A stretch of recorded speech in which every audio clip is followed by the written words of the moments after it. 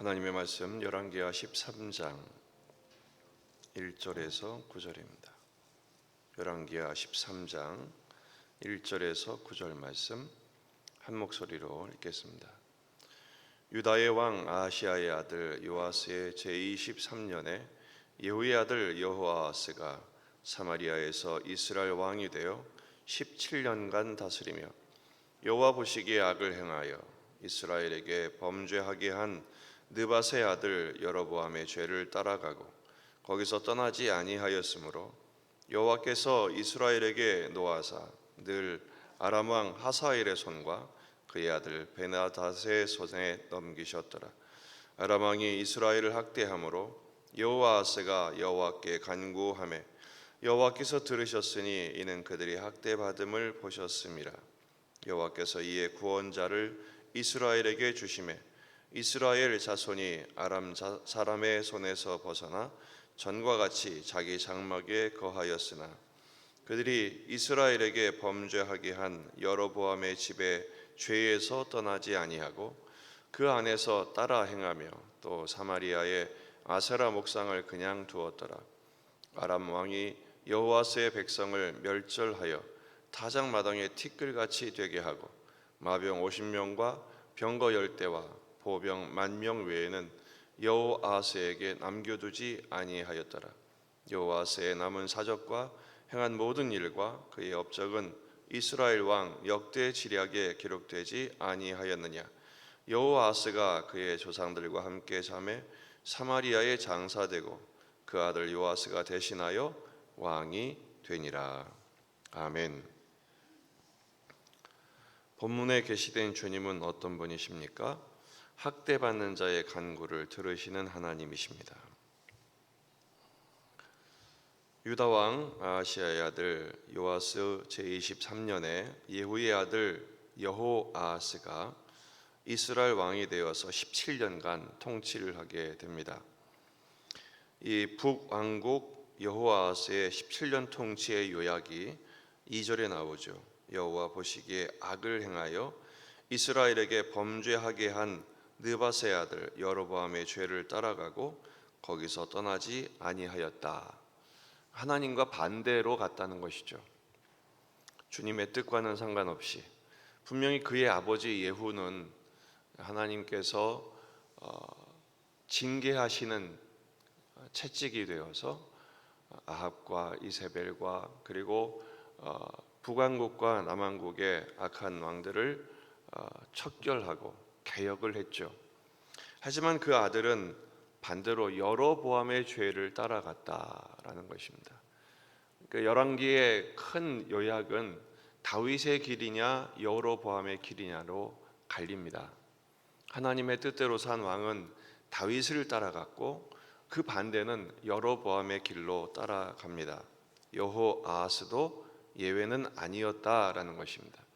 여호아하스가 그 이름의 뜻이 무엇인가? 여호와께서 붙드셨다라는 뜻입니다. 이름대로 못 산 사람 중에 하나인 것이죠. 그래서 하나님께서 진노하십니다. 그래서 이방에 넘기시죠.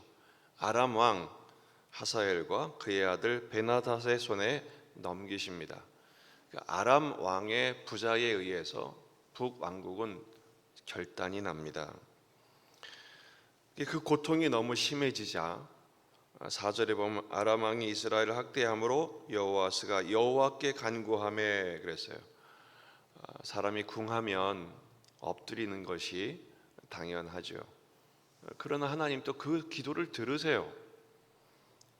여호와께 간구하매 여호와께서 들으셨으니 이는 그들이 학대받음을 보셨음이라. 긍휼이 넘치시는 하나님이시죠. 평생 자기 마음대로 자기 뜻대로 살았다가 결국 하나님 앞에 간구하니까 하나님이 불쌍히 여기십니다. 불쌍히 여기시는 하나님의 은혜는 이만큼 무한하시죠.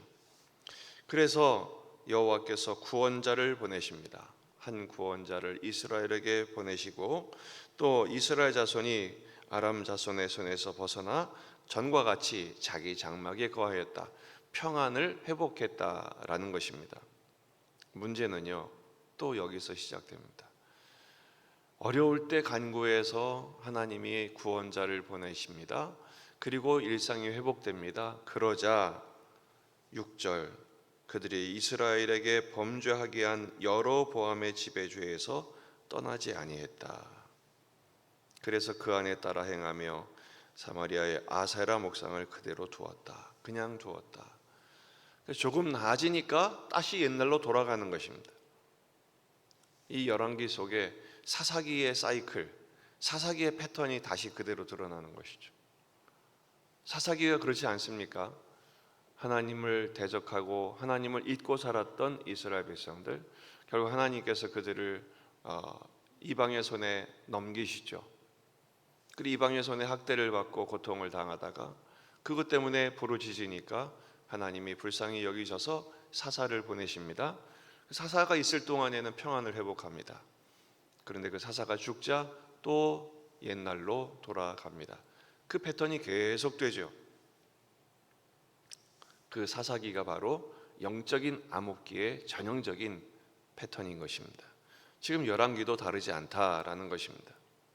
결국 그렇게 살다가 하나님께서 7절에 보면 아람 왕이 여호와스의 백성을 멸절하여 타작마당에 티끌같이 되게 하고 마병 50명, 병거 10대, 보병 10,000명, 일상적인 치안 유지 정도만 남겨놓고는 완전히 그 군대를 씨를 말려버리신 것입니다.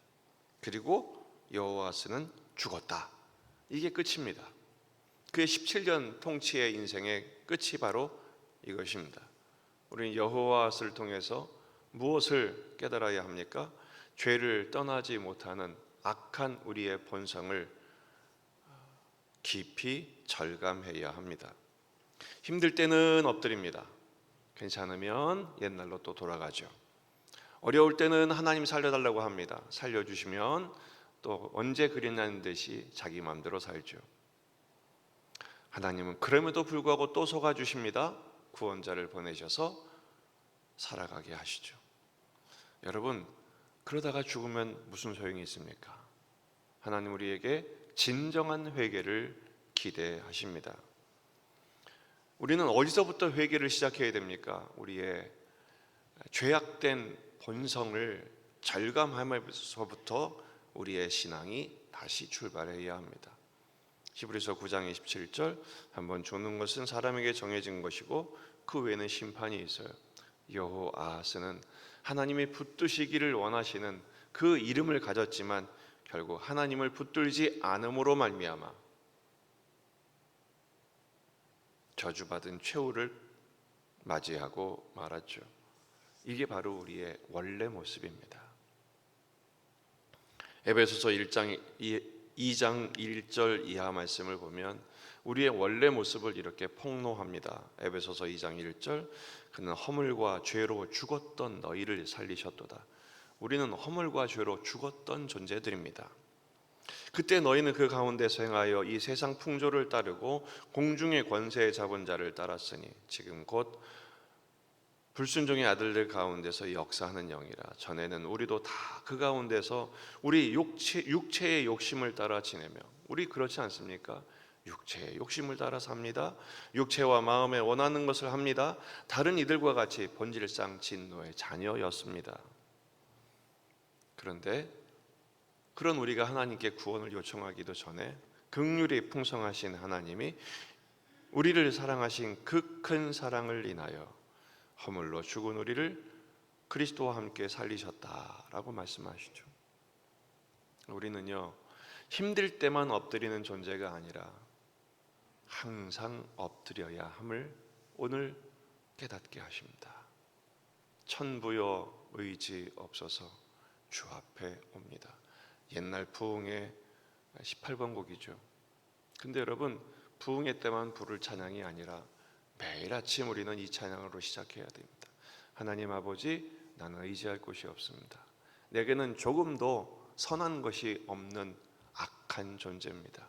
물론 그리스도의 보혈로 씻음 받아 의롭다 칭함을 받은 의인이라는 명예를 얻었으나 우리의 본성은 여전히 죄 속에 죄에 끌리게 되어 있고 세상을 향하게 되어 있고 자꾸 세상을 향해서 달려가는 그런 존재입니다.